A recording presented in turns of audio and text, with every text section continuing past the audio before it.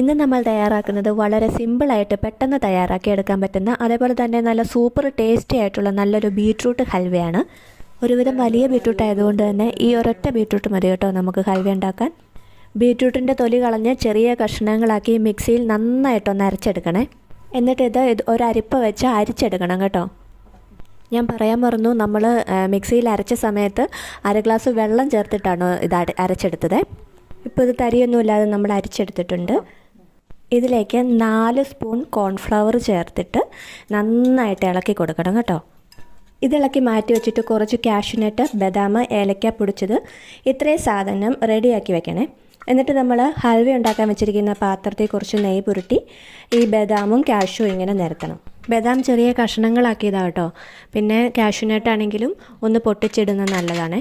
എന്നിട്ട് പാൻ ചൂടാക്കി 1 കപ്പ് പഞ്ചസാര ഇട്ട് അതിലേക്ക് ഒരു 3/4 ഗ്ലാസ് വെള്ളം ഒഴിച്ച് നമ്മൾ നേരത്തെ തയ്യാറാക്കി വെച്ചിരിക്കുന്ന ഏലക്ക പൊടിച്ചതും കൂടി ഇട്ട് പഞ്ചസാര അലിയുന്നത് വരെ ഒന്ന് ഇളക്കി കൊടുക്കണേ.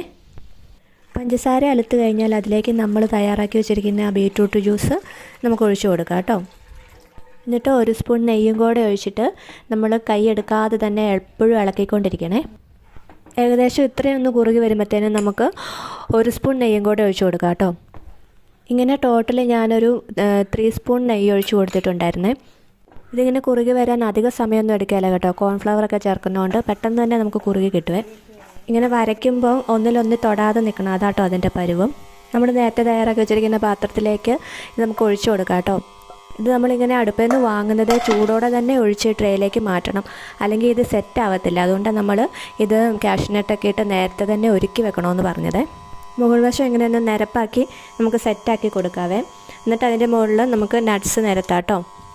എന്നിട്ട് ഇതൊന്ന് ആറാൻ വെക്കണം. ആറാൻ ഏകദേശം 1 മണിക്കൂറൊക്കെ മതി. ആറിക്കഴിയുമ്പോൾ നമുക്കിത് വിട്ടുപോരും കേട്ടോ. വേറൊരു പ്ലേറ്റിലേക്ക് മാറ്റിയാൽ മതി. ഇതുപോലെ തന്നെ നമുക്ക് വേണമെങ്കിൽ ക്യാരറ്റ് വെച്ച് ഉണ്ടാക്കാം കേട്ടോ. അപ്പോൾ ഓറഞ്ച് നിറത്തിലുള്ള ഹൽവയാകും. ഇതിപ്പോൾ നല്ല ബീട്രൂട്ടിൻ്റെ അതേ കളർ നമുക്ക് കിട്ടും മുറിച്ച് കഴിയുമ്പോൾ. അപ്പോൾ നല്ല ടേസ്റ്റിയാണ്, നല്ല ഹെൽത്തിയാണ്,